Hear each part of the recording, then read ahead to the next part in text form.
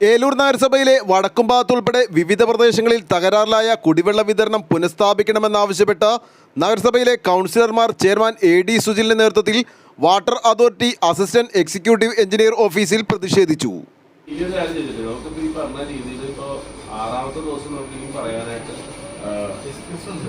അപ്പൊ അതുകൊണ്ട് ഓരോ ഭാഗം നിങ്ങൾ പറ്റില്ലെങ്കിൽ നിങ്ങളുടെ മുകളിലോട്ടുള്ള ആൾക്കാരെ അറിയിച്ചിട്ട് ഓരോ ഭാഗം വെച്ച് എവിടൊക്കെയാണ് പ്രഷർ ഗേജ് ചെയ്യുന്നത് ലിമിറ്റ് അല്ലേ?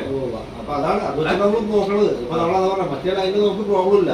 നമ്മൾ ഓരോ പോയിന്റിൽ ഓൾറെഡി വെച്ചിട്ടുണ്ട്. നമ്മൾ ആ ലൈനിൽ ഇപ്പൊ ആ പ്രഷർ നല്ല പ്രഷറുണ്ട്. ലൈൻ അടച്ചു നോക്കിയതാണ്.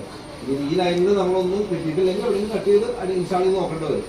അപ്പൊ ഇതിപ്പോ നമ്മള് ഒന്നില്ലെങ്കിൽ നമ്മളെ മാറ്റിയിട്ട സ്ട്രെച്ചിനകത്ത് ആയിരിക്കാം ചിലപ്പോൾ പ്രശ്നം അവിടെ ഉള്ളത്.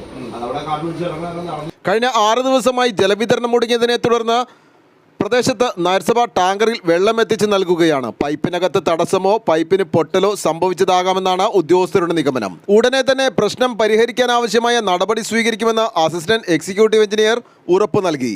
Jayashree Satheesh, P A. Sherifa, T N. Shenin, P M. Ayoob, K R. Krishnaprasad എന്നിവർ നേതൃത്വം നൽകി. News desk, Eloor.